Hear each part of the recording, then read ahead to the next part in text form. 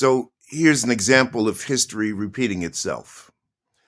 In November 1938, the Nazi SS and SA, as well as the Hitler Youth, carried out what was called in German Kristallnacht, or Crystal Night, or Night of Broken Glass.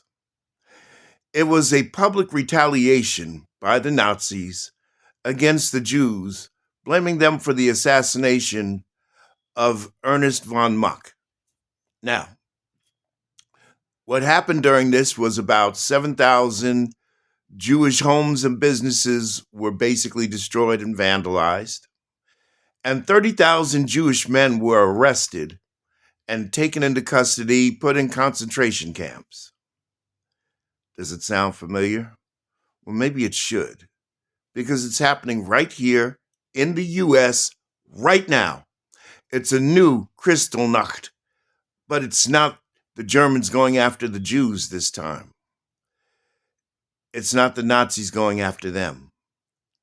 It's Donald Trump and his bigot crews using ICE to go after immigrants. And the thing about it is, just like in Kristallnacht, the German authorities, the regular police, they stood back and watched. Here in America, American police forces, if not helping ICE, they're just standing back and watching it and letting it happen.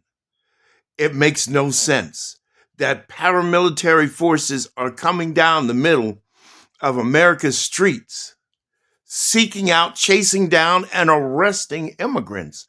It makes no sense. Not every immigrant is here illegally, God damn it. When are you going to get that through your thick heads? Not everyone is here illegally. In New York, they snatched a woman off the street who was a Chilean tourist, was here legally visiting, not living here, and left her 12-year-old child on the street. And what happened in LA yesterday was pure pandemonium. They went on a plane to arrest somebody, for God's sake, diverting the flight. That was the excuse. They needed more fuel. But the bottom line was they wanted to arrest an immigrant on the plane. 20 armed officers on an airplane mid-flight made this arrest. That is a recipe for disaster. Suppose a gun went off and the plane decompressed. You'd have a lot of dead bodies to be accountable for, wouldn't you? But you don't care. Kill the black and brown folk, right? Let me teach you a little lesson really quick about political parties. There was a thing in this country called party shift. Let me elaborate. Back in the days of the founders, yes, the first political party was the Republican Party. The northern people, the northern politicians like George Washington, et cetera, Ben Franklin, Philadelphia, New York, New Jersey, they were here because they fought the Revolutionary War here. Okay? This is where it was fought in these areas, and this is where the British got their asses handed to them. Now, having said that, all of those individuals, there was no Democrat Party during slavery. The party in the South that was responsible for slavery and the poor farmers, those were called the Whigs. Whigs.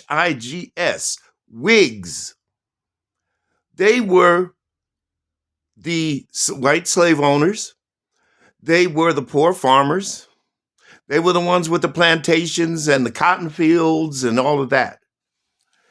The more wealthy elites were in the North. The more educated were in the North. Those were the Republicans. But in the 1960s, well, actually after the Civil War, the party switch began. The party shift, to be exact, began. And at that time, some of the Republicans in the North started to align themselves with the slave owners in the South, the ones that advocated for slavery.